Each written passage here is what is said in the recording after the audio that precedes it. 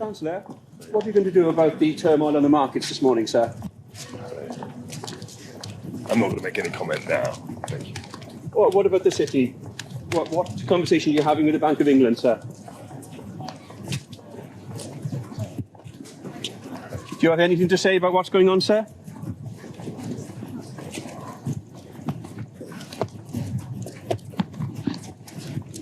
Are you planning to reverse the announcement you made last Friday, sir?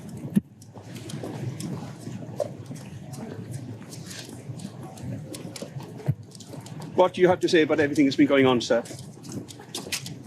Just going to my office now. Thanks. Thank you very much, sir. Thank you.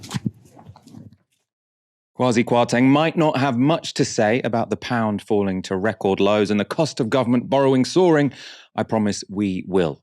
We're going to talk through what it all means. The markets, they've had their say on the mini budget. Should we care? Are these things that should matter to us? As we talked about on Friday's show, the standard left critique of a government policy isn't that the markets didn't like it. We imagine that if Jeremy Corbyn were in power, the markets often wouldn't like the policies that he put forward and implemented. But what's going on now, should it worry us? I'm going to be joined by an economics expert in one moment. Also, later in the show, I'll have Aaron Bastani on with me. We're going to talk about the latest from Labour Party conference and also the far right coming to power in Italy. We do want to know your comments and questions throughout the show. You can tweet them on the hashtag TiskiSour or put them in the comments. How worried are you about the pound falling next to the dollar? Who do you trust more, the markets or Kwarteng? Let's get up then the movements that the pound have been making today. It's been fairly dramatic. So as you can see from this graphic from Sky, the value of the pound started falling as soon as Kwarteng made his budget speech last Friday. It dropped from $1.12 to $1.08 on Friday. Then this morning, when markets reopened, it dropped again, hitting $1.04, $1.04. That's the lowest it has ever been. It then recovered back to where it started the day. So you can see that chart there ends at about 2:30. Then what happened is that at 3:30, the government, so the Treasury and the Bank of England made their respective statements, which people were assuming would be to try and calm the markets. So the Bank of England said this. Andrew Bailey, the governor of the Bank of England, said this: the MPC, that's the Monetary Policy Committee, will not hesitate to change interest rates by as much as needed to return inflation to the 2% target sustainably in the medium term. And then we've got the statement from the Treasury for you as well. So this is their tweet. Chancellor Kwasi Kwarteng has set out how the growth plan will be delivered. Our supply side reforms will be outlined from October. The medium-term fiscal plan will be published on the 23rd of November. And an Office for Budget Responsibility forecast has been commissioned for that date. So what this was suggesting, there is not going to be immediate action from either the Bank of England or the government. Obviously, the bank saying they will take action at some point, but not right now. And that spooked the markets again. So after that recovery that you saw then of the pound by sort of 2:30, 3:30 today, it fell again. So I think we can show you where the pound is today. So there you can see at 3:30 it was $1.08, and then it went down to below $1.07, and it has essentially stayed there ever since. It's not just the pound falling in relation to the dollar, though. As well as that falling pound, the mini budget has set off a crisis in the government bond market. So this is what investors expect as their return if they lend money to the government. This is a chart that was tweeted out by Newsnight's economics editor. And you can see here the yields demanded on 5-year government gilts. So before the mini budget, investors would require a 3.6% return to lend to the government. It's now gone up to 4.6%. So this matters because the more interest the government has to pay on the money it borrows, that damages their finances into the future. If you're borrowing on a high level of interest, it's worse than borrowing on a low level of interest. It's not just the government, though, who are expecting and having to pay higher interest rates. It's also expected to affect households and businesses. That's because everyone now universally expects the Bank of England to increase base rates, and the markets, they think interest rates are going to increase to 6%. By 2023. So they're predicting that the Bank of England will increase interest rates to 6%. The political reaction to these developments has been fairly strong. So Sky reported this quote from a former Tory minister this morning. So apparently a minister under Boris Johnson. And they said, Liz is fucked. She is taking on markets and the Bank of England. Her, Kwasi, Philp and Simon Clarke are playing A-level economics with people's lives. You cannot have monetary policy and fiscal policy at loggerheads. Something has to give. They went on to say they are already putting letters in as think she will crash the economy. The tax cuts don't matter as all noise. Anyway, mainly reversing back to the status quo this year. The letters there are reference to the 1922 committee. People already want her to stand down. The issue is government fiscal policy is opposite to Bank of England monetary policy. So they are fighting each other. What Kwasi gives, the bank takes away. So when the government cuts taxes, all that will mean is that the Bank of England increases interest rates. A current minister has also got egg on his face.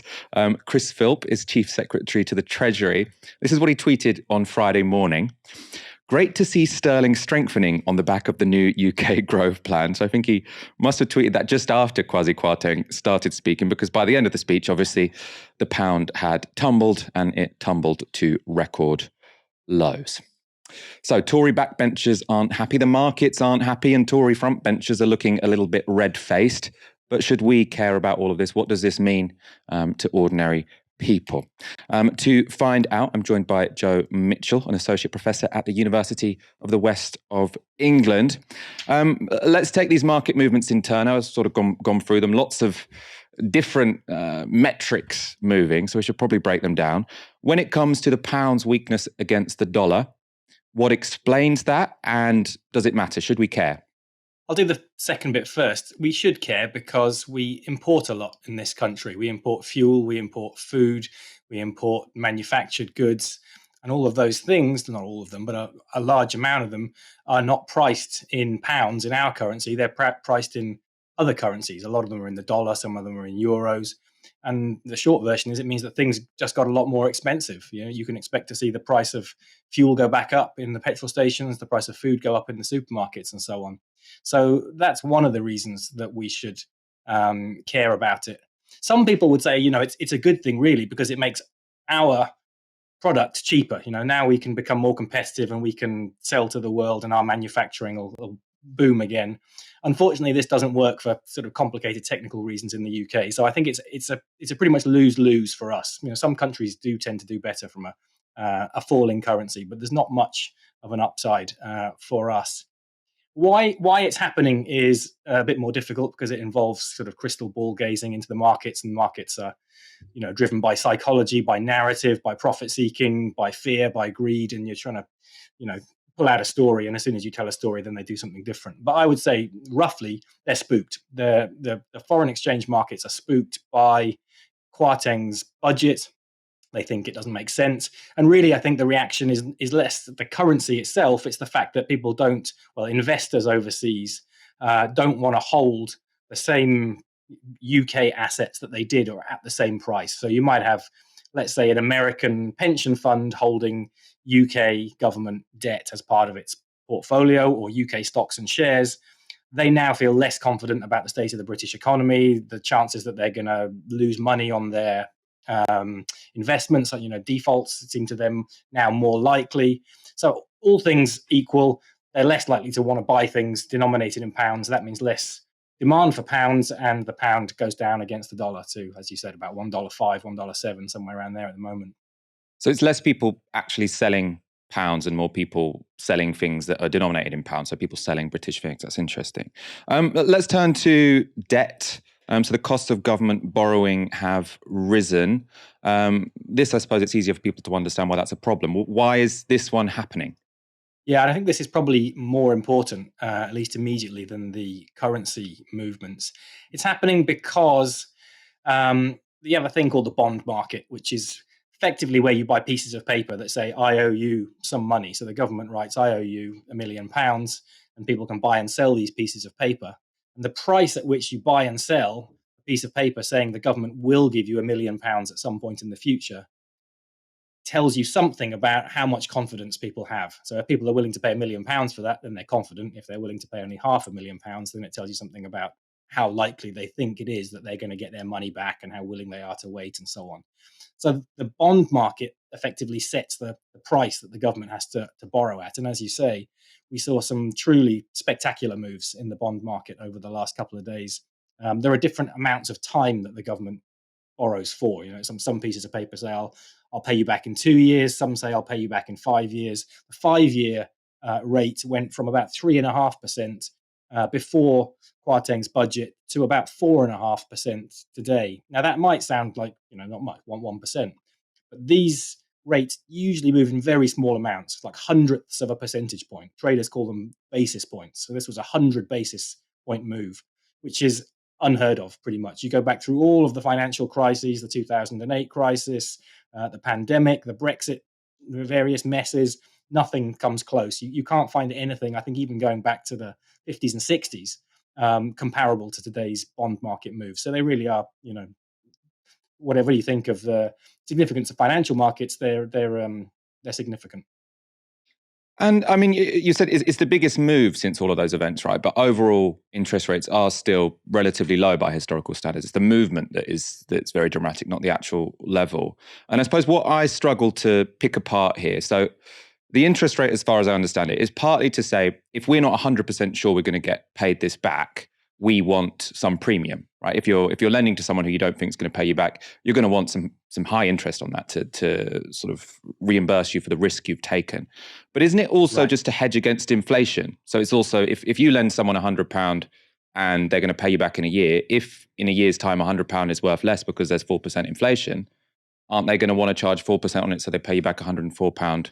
Because, and I suppose for me, the interest rate still seems below inflation. So is this not a negative interest rate, which would be, historically incredibly low? What's the relationship between this and inflation? Yeah.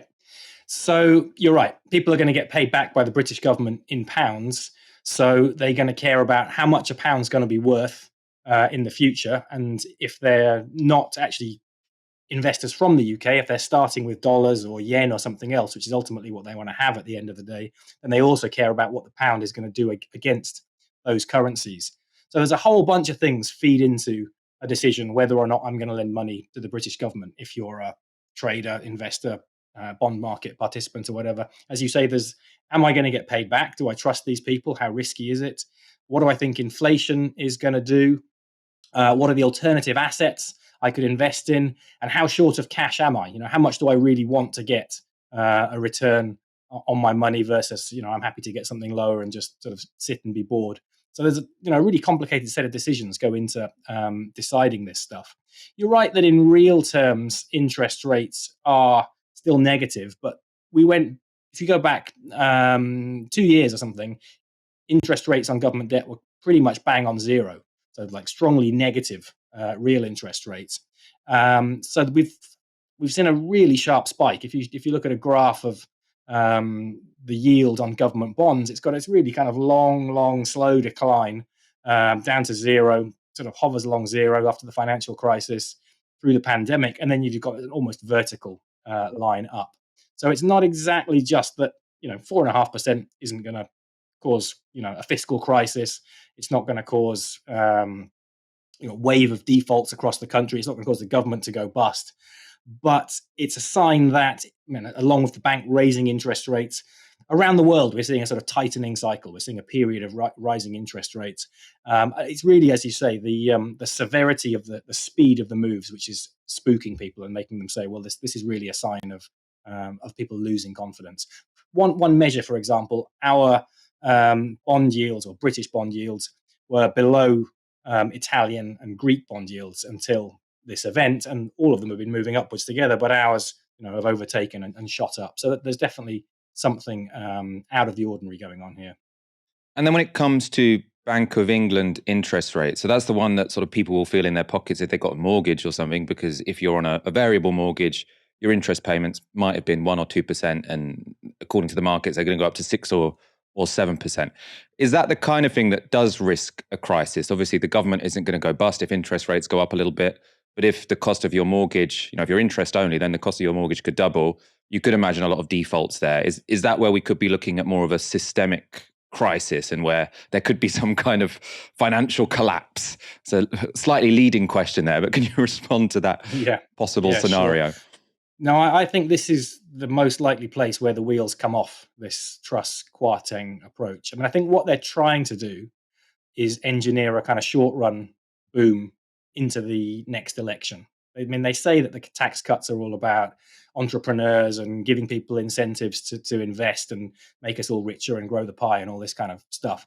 I actually don't buy it. I think what they're really doing is, well, it's clearly a cash handout to certain very small interest groups, if you want to put it that way. But it's also, I think, they're hoping that this will be splashed around, that some of this cash will get spent. That'll generate a little bit of a spending boom, and that'll, get headline GDP figures looking a bit better before the next election. I think where the wheels really come off that plan is when Bank of England interest rates start to filter through to mortgages. Now, it takes a while because lots of people are on fixed rate deals. You constantly have people coming off those fixed rate deals and having to remortgage.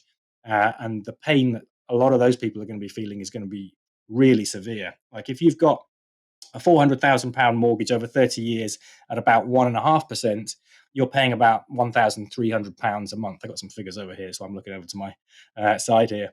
If interest rates go up to 6%, that's going to be £2,400 a month. So you're not far off doubling. So we're talking, several £100s a month for a lot of people overnight being added to their outgoings. And for a lot of people, that's the difference between the black and the red. That's all of their food money, all of their heating bill gone. So I do think that, it's very hard to predict what the consequences are because so much can happen between now and then. But I think that's where the plan, at least for this little dash for growth, is going to come off the rails because the little sugar hit of a little bit of extra tax, and for almost everybody except people on 250,000 and above, it's £300, £400 is what you've got on paper from this tax giveaway. Almost all of it went right at the upper end of the distribution. That's going to be hugely outweighed by these increases in interest payments on mortgages. Joe Mitchell, that was incredibly clarifying. Thank you so much. Very complicated. I know this isn't complicated for you, but it's complicated for me and much of the audience. I think it is incredibly complicated. You did very well explaining it. It's also complicated. All right. Thanks a lot. Cheers. It's going to be a big deal. Like I do think on the political side of this was crazy from Kwasi Kwarteng and Liz Truss and the reason I think this, right? I'm not an economist. It's difficult for me to say whether or not these interest rate rises would have happened anyway, or whether the dollar would have strengthened and the pound weakened anyway. Are there more fundamental things going on here, slightly above my pay grade? What I do know is because there was this mini budget that gave away huge giveaways to the rich, and then this collapse in the pound and increase in borrowing and interest rates rose, now everyone's going to blame Kwasi Kwarteng. If they just sort of kept a bit quiet, not done anything too dramatic, then they could have said, oh, this is the war in Ukraine. What we've been hearing all year. This isn't anything to do with the government. This is the war in Ukraine. This is XYZ, out of our control. Now everyone's saying, wait a minute, you crashed the pound just to give the top 1%, 5% less income tax? That's what this looks like. I mean, that's not a false perception, by the way. So politically, this just seems disastrous and a massive cell phone. Although, I think they think that probably the fundamentals mean they're likely to lose the next general election anyway, so they're taking a massive risk. We'll see how it plays out. Doesn't seem like it's going well so far. Let's move to the Labour Party. Their conference is currently ongoing, and Rachel Reeves gave her big speech today. So that was the big event of today, was Rachel Reeves setting out what Labour's economic policy would be. But as you would expect, more of it was a critique of the current government. Sterling is down. That means higher prices as the costs of imports rise. The cost of government borrowing is up. That means more taxpayers' money will go into paying the interest on our government debt. And in turn, that means the cost of borrowing for working people will now go up too, with higher mortgage repayments for families. And all for what? Not to invest in the industries of the future, not for our NHS, and not for our schools, but for tax cuts for the wealthiest. A return to trickle-down economics, an idea that has been tried, has been tested, and has failed. It's not too far from what me and Aaron were saying on Friday. If you're going to take all of these risks, at least do it for something that's worth it. invest in something. Don't just give tax giveaways to the rich. In any case, Rachel Reeves went on to try and claim the mantle of economic competence for the Labour Party. Last year, I told this conference that I was more than happy to take on the Tories when it came to economic competence, because I know we can win.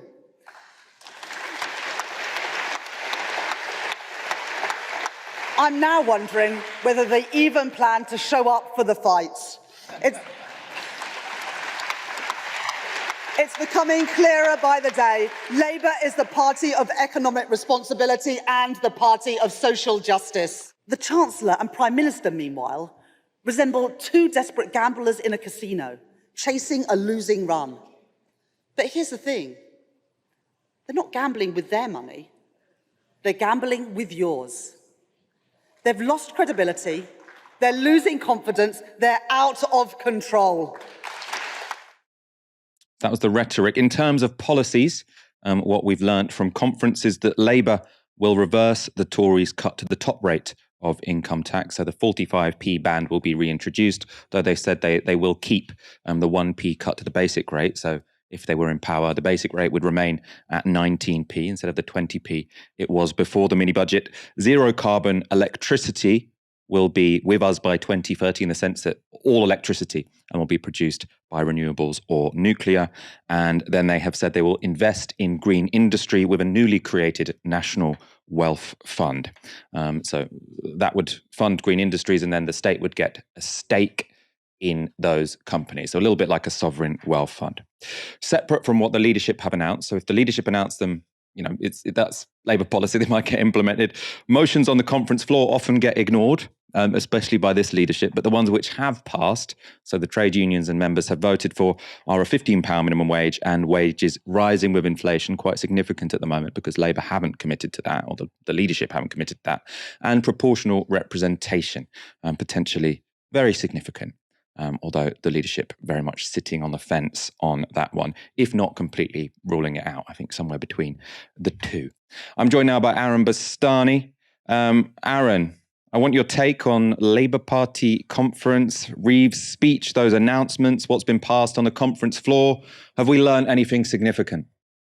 Well, I think actually, as radical as what Rachel Reeves is saying on the environment and green growth, it's really not that radical. You heard from Ed Miliband, for instance, saying we will be the first major country to hit 100% of renewable electricity. Not true. Categorically not true. Today, there are countries which have 100% electricity generation from non-carbon sources. Iceland is one with geothermal energy. Norway is another. About 98% of its electricity comes from non-carbon sources. Costa Rica is another. Strangely, Ethiopia is another with hydroelectric dams. So not true. And that's today, not in 6 years' time. Still, obviously positive. Again, with the minimum wage thing, if you look at the rate of inflation, is it that impressive? Not especially. I'm not here to bash them, but those are just the facts. It wasn't especially impressive what she said. The motions, on the other hand, yes, I think really do augur well for potentially some of the tensions within a Starmer government if it happens. It could be that proportional representation, electoral reform is a second-term issue for Labour. I mean, I think it's always daft to talk in those terms when you haven't even won a first term, but at least this puts it on the horizon. And then, of course, Louise Haigh talking about bringing rail into public ownership. That's also been said by Tandesi. Those are the relevant people with that brief in the Labour Shadow Cabinet. I personally heard Tandesi say the same thing at Tolpuddle Martyrs Festival in the summer. I was kind of surprised at how confidently he said it. So I think with Starmer, a lot is off the table with public ownership. He was lying to the membership in 2020.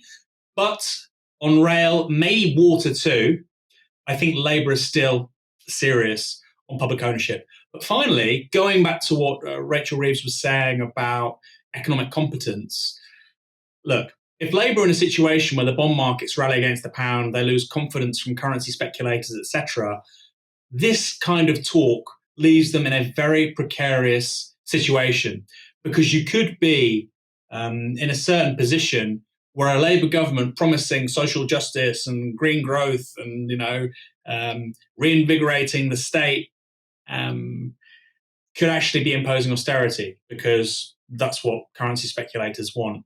And I don't say that idly. They're clearly going to inherit an absolute mess from the Conservatives if, let's say, they win a majority in 2024. I don't think that's overwhelmingly likely. I'd say at this point it's probable. So the talk of, we are the party of fiscal competence and probity, and also of state investment, watch this space, because it's not quite that simple. We're going to go back to the Labour Party conference later. We're going to talk national anthems, huge Union Jacks, and then also a story on the Al Jazeera documentary. First, though, we're going to Italy. The far-right Brothers of Italy party have won the most votes, or according to exit polls, have won the most votes in that election.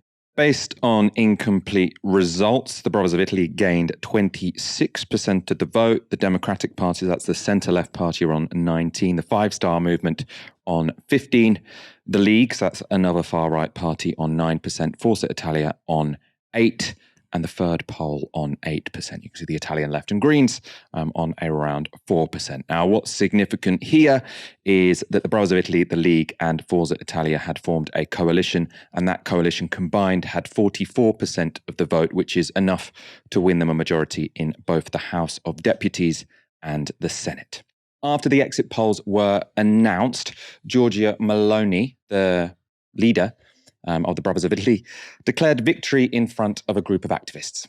It seems clear to me that what came out from the first projections is that Italians in these general elections have expressed a clear indication that they want a centre-right government led by Brothers of Italy.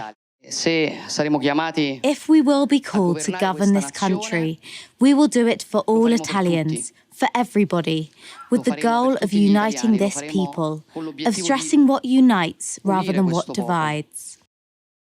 Earlier today, I spoke to David Broder, author of the upcoming Mussolini's Grandchildren, which is about the Brothers of Italy party.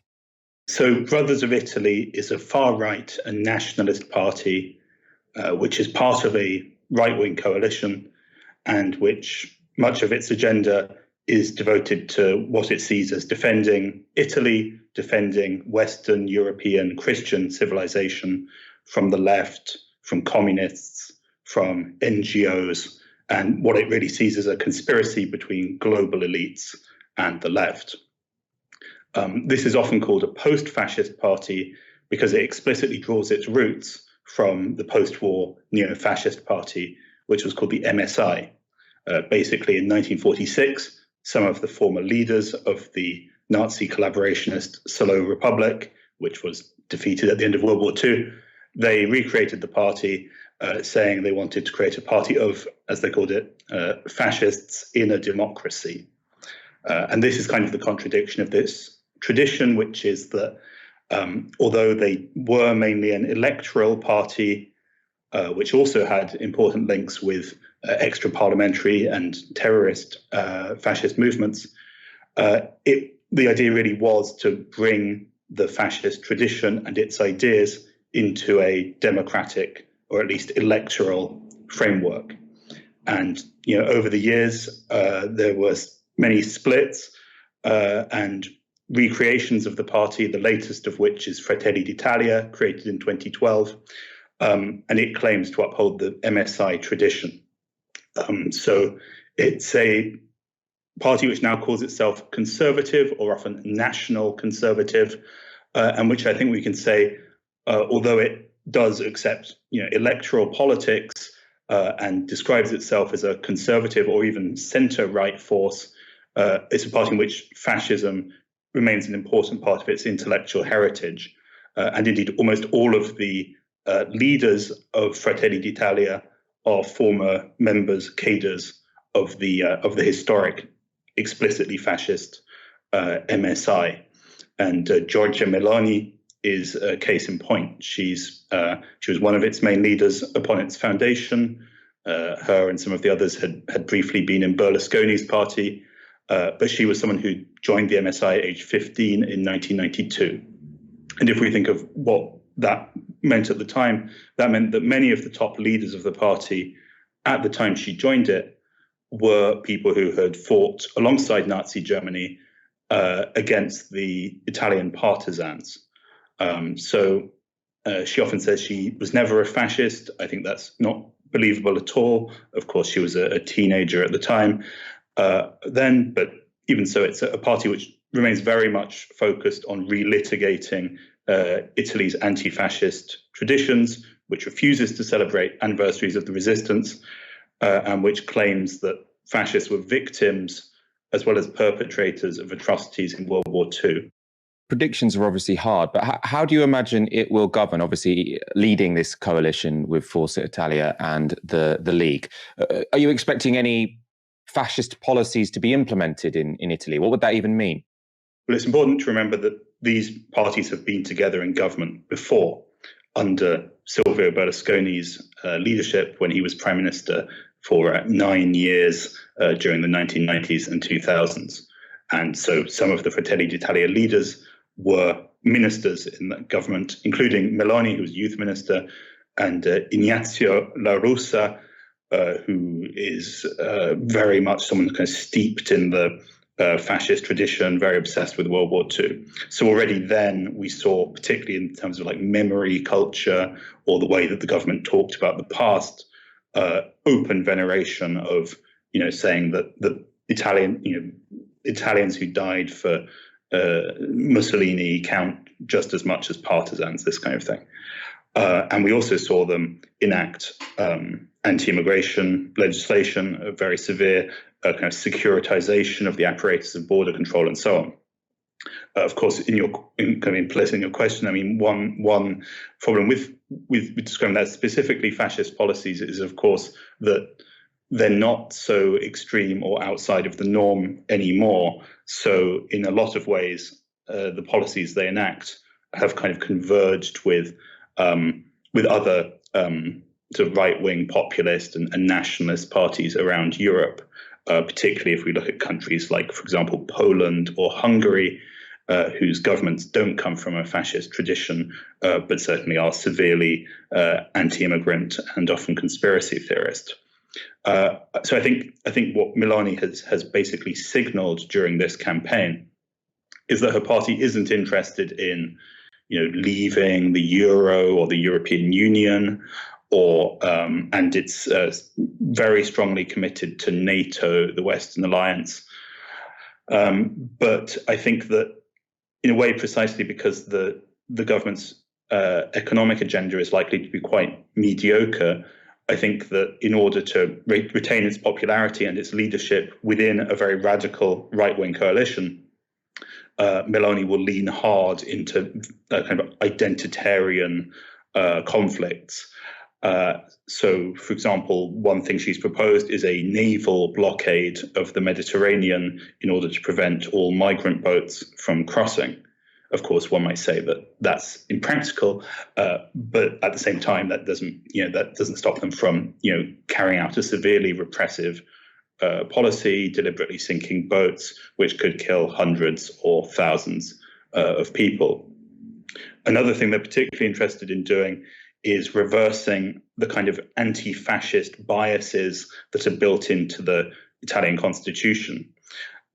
So one thing they floated already is to criminalize so-called apologism for communist totalitarianism and Islamic extremism.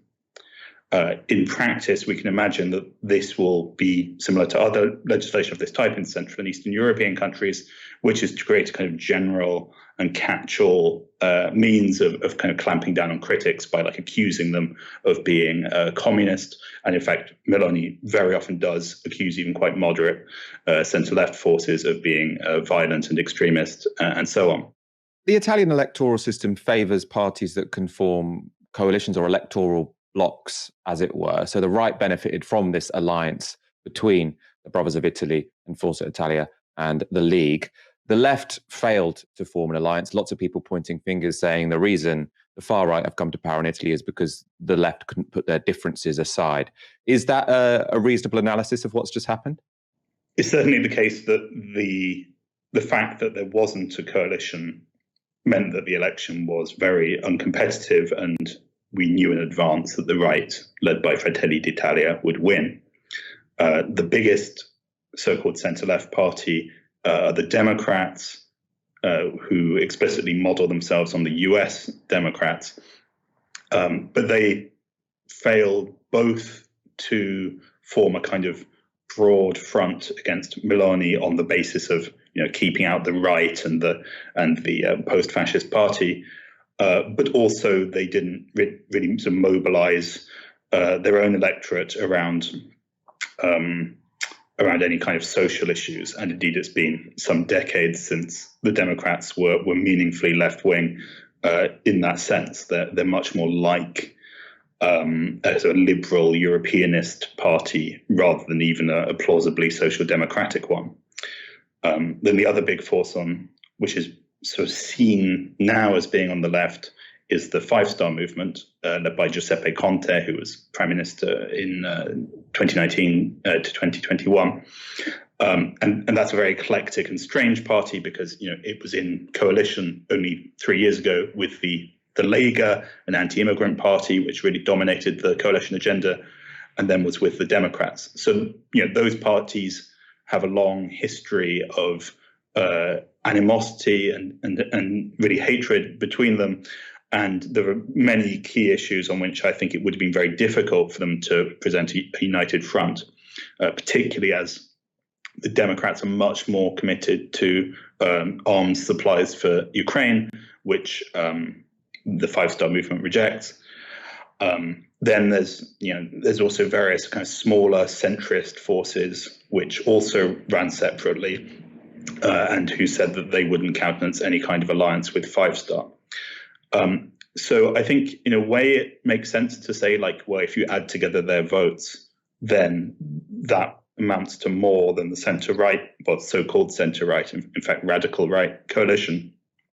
But within that bloc, you have very different positions. I mean, it's really everything. To draw a rough analogy with Britain. I mean, it's some of the people who are so-called centrists in Italy are really very much sort of liberal parts of the centre-right, who would be very much like the kind of liberal Democrats in Britain, let's say, whereas some of the forces on the left are much more radical. And even in Britain, we saw the difficulty in sort of uniting those different forces. So, I mean, I think that the problem is not just the fact that the coalition didn't happen, but a very long-term decline of the left's social base. That was David Broder, author of the upcoming Mussolini's Grandchildren, which is released very soon, I think later this month. Al Jazeera's The Labour Files shines a light on much of the sabotage that Jeremy Corbyn and Labour Party members were subjected to between the years of 2015 and 2019. An episode released over the weekend focused on the flaws in a Panorama episode, Is Labour Anti-Semitic? It was very, very influential at the time, hosted by John Ware, and it involved interviews with lots and lots of former Labour Party staff, nearly all of whom were aligned with factions opposed to Jeremy Corbyn. John Ware didn't really look into that, didn't question what motives people might have for giving what evidence to him. And it turns out some of that testimony is less than trustworthy. Let's take a look at this clip from The Labour Files. A description of Marks and Bird's disciplinary interview features in the documentary. The interview is conducted by Ben Westerman, a party official who is Jewish. Ben Westerman received dozens of complaints. While interviewing one member, he was confronted with the very anti-Semitism he'd been investigating. And we finished the interview. The person got up to leave the room and then turned back to me and said, "Where are you from?" And I said, "What do you mean, where am I from?" And she said, "I asked you, where are you from?" And I said, "I'm not prepared to discuss this." And they said, "Are you from Israel?"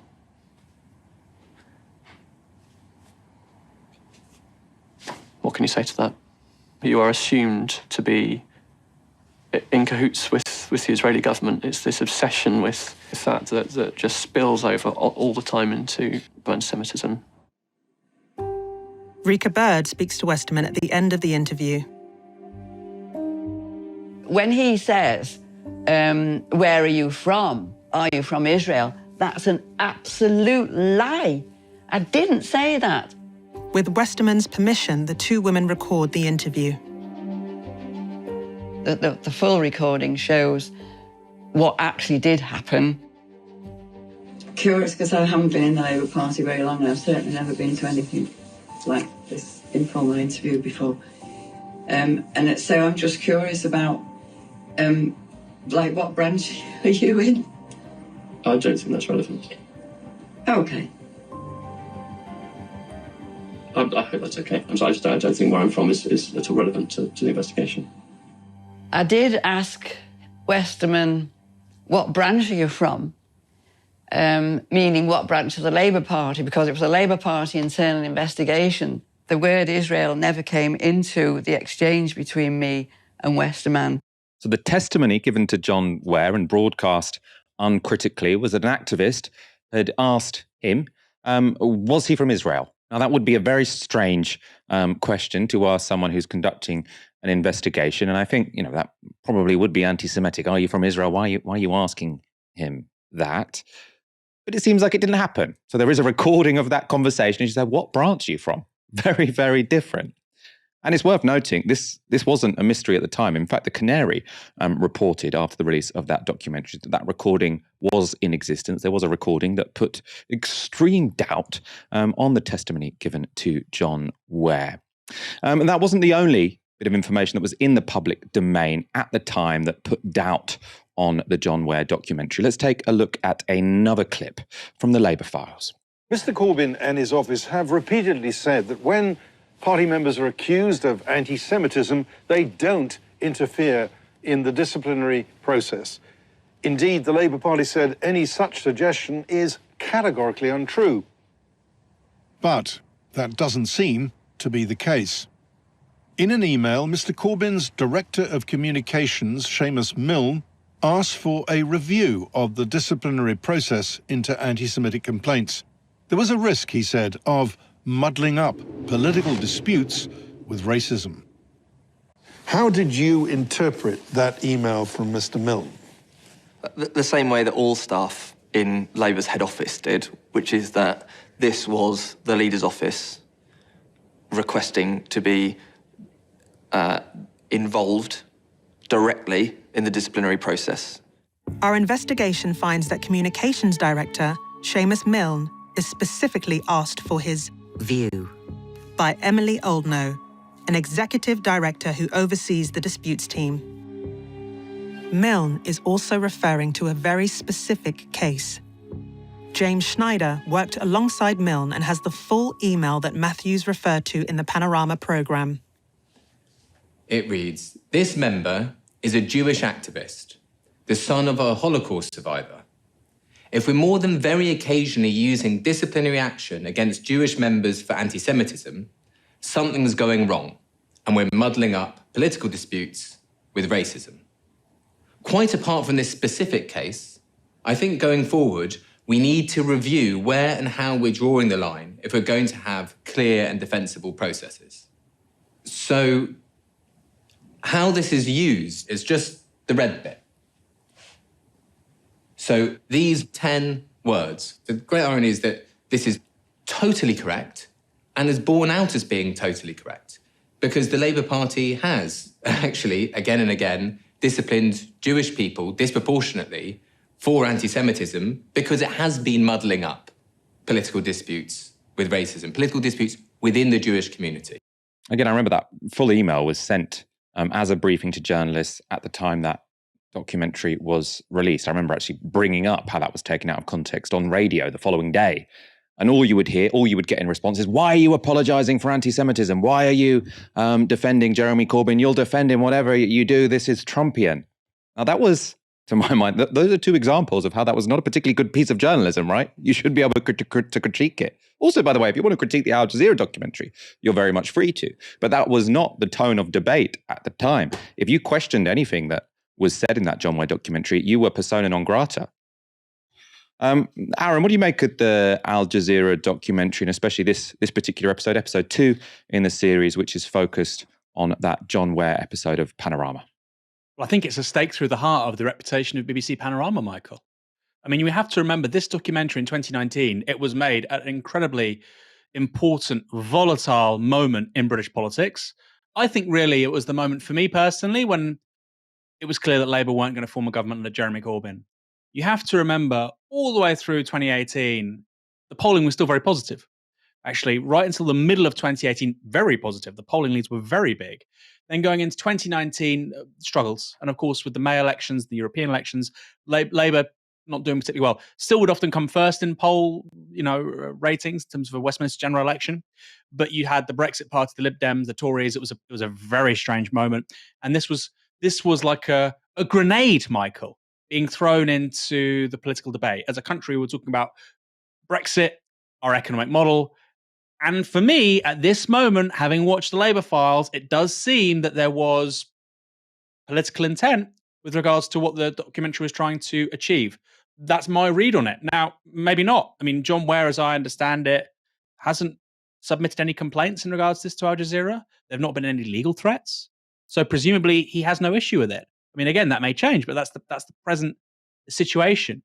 And again, remember, Michael, in 2019, when this was published, it was nominated for a BAFTA award. That's how good this documentary was meant to be. This was the gold standard documentary at the BBC. And yet we're seeing, actually, when it comes to basic journalistic integrity and quality and professionalism, it was found wanting. Like you say, he's making claims about Labour, about Seamus Milne, about Jeremy Corbyn. No allegedly, no purportedly. He's not corroborating what's being alleged by the people he's talking to with the other side.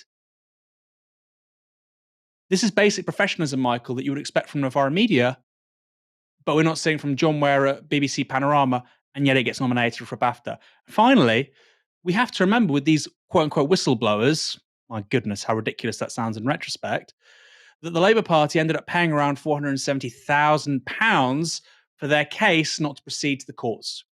That was a decision made by Keir Starmer. That had started before him becoming leader. He promised to put a lid on it and not allow it to go to the courts. And so there was, I believe, £170,000 payout to the whistleblowers themselves, £200,000 to their legal representatives, and I think Labour's own costs are about £100,000. So Keir Starmer swallowed £470,000 of costs for this, of membership money to pay for this. And what we've heard ever since then, and bear in mind, Labour are presently £7 million a year down because they've lost around 200,000 members since early 2020. Well, Corbyn was irresponsible with the finances because, of course, there were all these court cases. The complete opposite is true. Keir Starmer paid the best part of £500,000 to settle a case which plainly seems to have been, at best, a little bit more controversial than he was suggesting, let us say, when it was in the public debate in 2020. So yes, I think for me, Michael, look, the British media took a beating with the Corbyn years, really, in terms of their integrity, their scruples. But this, from the, like I say, the gold standard documentary series at the BBC, which loves to say it's world class, this, of all things, was actually the worst of the worst. It will be interesting to see, by the way, there's one more episode of the Labour Files come from Al Jazeera, what that has to say, because they have got progressively worse. The first episode of this, which aired on Friday evening, terrible. This, of course, or Thursday evening, this aired on Saturday, terrible. We've got that third one, which apparently includes racial profiling by the Labour Party of its members. Remarkable. We should probably say, just on terms of asking for the other side of the story, I'm pretty sure I remember at the time sort of John Ware saying he did ask for people from the leadership side to speak on camera and they declined. I suppose you can make up whatever decision, whether you think that was a smart move by the leadership or not. Sorry, go on.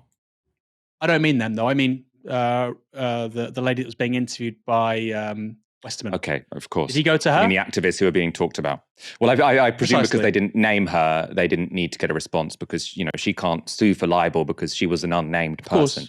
But it was an image that was being portrayed of the Labour Party. But she could have corroborated it, right? If this whole thing was about a quest for the facts and the truth, this person would make this really remarkable assertion. You say, wow, that's really dramatic. That'll have huge political implications. We should check if that's true. Even if you think it is true, generally you want at least two independent sources to corroborate something. By the way, Michael, you know this. That's the BBC handbook. That's how you do things. If you can't have two independent sources corroborating something, unless it's the Press Association or Reuters, you can't say it's a fact. Well, unless you're Panorama, it seems. Well, again, I think they would claim. So I don't want to be nitpicky. They would claim if it's testimony which is being given directly by someone, you're allowed to platform that testimony. My issue with the documentary is that none of that was contextualized. They didn't. I think obviously you can put forward what that person is saying, but if you don't investigate the background, then you need to surround that with. By the way, we couldn't find any corroborating evidence of this. By the way, actually, we found corroborating evidence which seems to put this in doubt. And also, you should probably know that many of these people speaking have, since time immemorial, opposed Corbyn for a variety of different reasons. So you should potentially take what's being said with a pinch of salt. See what I mean? You can platform it, Michael. I'm not suggesting you couldn't platform it. Of course you can platform it. But you can't say it's the truth. And look, we would have to maybe watch the whole thing back, but that was implicitly the message that was coming out. And I agree with you. They did go to various people in the Labour Party. There weren't the responses. And I agree with you. That's fair enough. When it comes to members, and there were a number of members who were mentioned in this whole farrago, I think it's a slightly different story. Look, if you're making a huge documentary asking whether a potential party of government is anti-Semitic, if it's racist, that's a huge question of profound public importance. You should do your damnedest to find the truth, right? The weight of actually proving that should fall on the people making the film. It shouldn't be, we have this hypothesis that you're racists, but by the way, we're not going to go out of our, we're not going to go that extra mile to actually discern whether it's true or not. That's down, to the Labour Party to rebut it. That isn't a documentary. That's a hit job. No, I totally agree with that. And also, I mean, the way that email is completely misrepresented, that does seem, I don't see what sympathetic explanation you could give for that. Like, I mean, I said at the time, I thought the whole thing should not be taken seriously. But if you said that at the time, you were subject to a lot of attacks because that's how the media worked. They didn't care about evidence. If enough people were saying something, they would believe it. If they did have, if they didn't see the targets as legitimate, which was the case then. For the first time ever, this year's Labour Party conference opened with a rendition of the national anthem. God save our gracious King, long live our noble King. God save the King. Send him victorious, happy and glorious, long to reign over us. God save the King.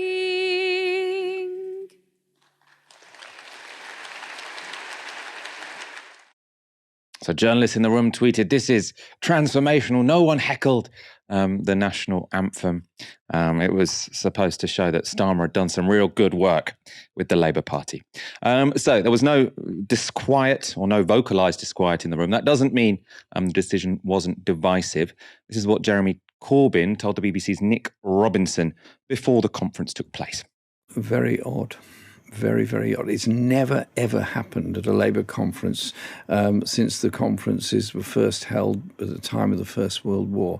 I find it peculiar and not really necessary. I mean, the conference is there, hopefully, for a democratic expression of party members' views, to discuss policies and so on. I just find it rather odd. Odd why, though? Well, we've never done it before. There's never been any demand to do it. We don't, as a country, routinely go around singing the national anthem at every single event we go to. We don't sing it in schools. We don't have the raising of the flag in schools, as they do in the USA and other places. We are not that sort of what I could call excessively nationalist, and I don't see the point or the need for it. Aaron, who's right on singing the national anthem at Labour Party conference, Keir Starmer or Jeremy Corbyn? That's a very interesting way of phrasing it, Michael. I mean, of course, Jeremy Corbyn is right in so much as, this hasn't happened for a century. But it's not a moral question, I suppose. Keir Starmer is the leader of the Labour Party. Let's try and look at it from his perspective. He's the leader of the Labour Party. The monarch's just died. And he also wants to rebut claims that Labour is insufficiently patriotic. Well, politically, it's therefore expedient, but also he would say it's the right thing because, of course, the monarch has died, to have the national anthem. I thought it was interesting that you had somebody singing it because, of course, if you didn't have somebody singing it and it was being sung by the crowds, then, of course, the cameras would go around. It might not be particularly loud. Some people might not even open their mouths. interesting, Michael. You know, Gary Neville is talking to Keir Starmer today at Labour conference. When Gary Neville played for England, he never sung the national anthem. Same with Paul Scholes. It was often a thing that was sort of laid at the feet of England players, particularly those at Man United. Gary Neville, I think it was Gary Neville and Scholes. They always said, well, I just had my mind on other things. I was thinking about what I wanted to do in the match.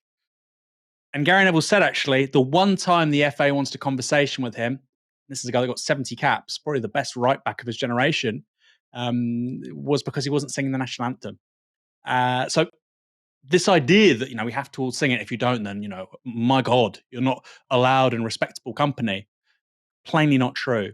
So Starmer would have that claim. Clearly, Jeremy Corbyn, I think, has another claim. So in a way, they're both right. I mean, I can see the argument for it being politically expedient. Jeremy Corbyn is also correct that it's peculiar in the historical context. Look, Michael, it's one of those where I say I'd like to know what you think. I think Jeremy Corbyn is being somewhat unfair in so much as these are extenuating circumstances. The Queen just passed away. She's been the monarch for 70 years. If this became an annual thing, yeah, I think that is strange. I do think it is odd. But yeah, what's your read on this, Michael? You're the sober judge here at Novara Media. I mean, I don't like it. I don't like the song "God Save the King," but it's not for me anyway. You know, Keir Starmer isn't doing it for me. So, and not everything has to be for me. So I don't find it particularly offensive. If the Labour Party were to compromise on economic policy or whether or not to wave the flag, I would say go radical with the economic policy and wave the flag. Now, my critique of Keir Starmer is that, you know, the economic policy isn't quite radical enough to justify waving the flag. But I don't have a problem with them going overboard to say, look, we are a patriotic party and we like the Queen, because, you know, it's not a priority for me. And if it's not a priority for, if it's not your priority to get rid of the monarch, you might as well go the whole hog and say I'm a monarchist. Obviously, I don't have to do that because I'm a journalist, not a politician, and I can just tell you the truth.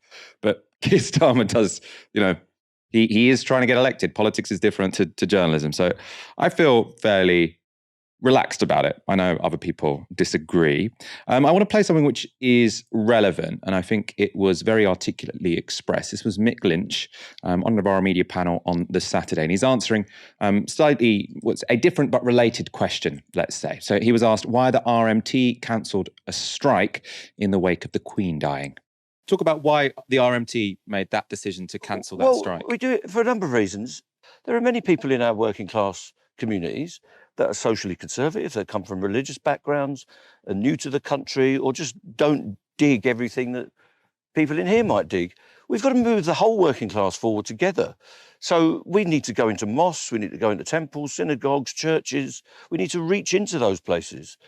All those people used to vote Labour. My parents were observant, strict Roman Catholic people from Ireland. My dad was also a militant shop steward. The two things are not different, you know, and we need to move everyone forward together. So we cancelled the strikes because many of our members would want to do that. I'm a Republican. I come from a very Republican background, as it happens, not just in the technical sense, but in the sense that you'd say in Ireland. But I understand that people want to show their respects to the Queen. I don't see a problem in that. That's the society in which I live. I don't just go around poking people in the eye because I think it's funny. What's the point of that? Many of my members who work on the railway might have come from military backgrounds, for instance. There's always been a connection between that environment and coming onto the railway because it's a regimented and strict, rule-based industry. I don't want to go around upsetting our people, and our people absolutely supported it. Just be discreet. Keep quiet for a couple of weeks about these issues. And this stuff that was said, I mean, this is why, I've never been in a faction in politically. I hate these newspapers that people brandish.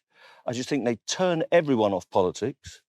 The socialism in this country is not going to be won by an ideology-based party.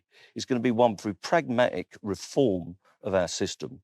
Some of that should be as bold as it can be, and I think there's a massive class element to it. But stuff like that is just going to turn everyone off. That's why the unions need to be in the lead for a period, showing that it's working people, real men and women around this country that want change. And the final bit, I'll let you in, John, sorry. No. Everyone has to push Keir Starmer, and he expects it. So John's groups and factions, they're going to be prodding Keir, saying, don't do that, don't give in, or go that way. That's what democracy is. We've all got to push him. So a little bit more context. That conversation was in response to a question from the audience. So it's someone who'd been selling a revolutionary left-wing newspaper who had a go at Novara Media for apparently praising the Queen too much. I don't remember doing it myself. And then also critiqued the RMT for cancelling the strike, in case you're wondering what Mick was referring to in the middle of that clip. Aaron, I want your take on Mick Lynch's intervention there. And does it have anything to do with Keir Starmer singing the national anthem, I suppose I should add? Yeah, I think it does have something to do with it, because we're talking about what are the appropriate tactics on the left if you're trying to change things. And that's true whether you're a monarchist, but you don't really care so much as to sing the national anthem. That's a lot of people. That's true if you're a Republican. Look, I agree with everything that Mick said in that clip. I did. And it was really fascinating actually to see the response to what he said on Twitter, which was kind of mixed. He got lots of hate from people on the left. He got lots of love from people on the right, conservatives. That was interesting. So quite polarized. Then we posted it, because of course it was our event. We posted it to our Instagram channel. I'd ask people watching this to check out the Novara Media Instagram channel. While you're there, like the page as well. And it was universally positive. And I thought that's just so interesting about how different platforms create different kinds of conversations. Because of course on Twitter you can quote tweet and reply, whereas Instagram you just either comment and watch, you just leave it alone. But I think he's correct. Importantly, Michael, they didn't cancel the strike because they're still doing the strike. The strikes, I think, on the 1st and the 2nd, they pushed it back and they didn't create a political stink. I don't really understand what people thought they should do, realistically. The head of state died. Now, I know that's kind of like an occupational hazard with a monarchy, because you change head of state when the head of state dies. It's not like with a presidency, it's with JFK assassination or something. Obviously, it's far rarer. But the head of state's passed away. I really do sympathize with what he's saying. And it's interesting, Michael, that, two organizations on the left, which would be viewed as very radical, Sinn Féin and the RMT, have actually, I think, had a really nuanced, popular position on this. And they've won respect from their enemies. And what have they lost by doing it? What has the RMT lost? They still go on strike for 2 days. They still deprive, the rail operators of money. What have they lost? Have Sinn Féin lost voters? No. They've got goodwill from people who otherwise wouldn't like them. That's politics. It's smart. Like you say, Michael, we're not the ones they need to impress. I'm a Republican. Anytime I'm asked about this stuff, anytime, TV, radio, book festivals, I literally start the conversations by saying, I'm a Republican. I don't think we should be a monarchy. I think as a political system, it's infantile. Of course. But if you're saying, well, the Labour Party needs to put, republicanism above public ownership, above increasing the minimum wage, above decarbonisation, I would have to disagree with you. I don't think that's the case.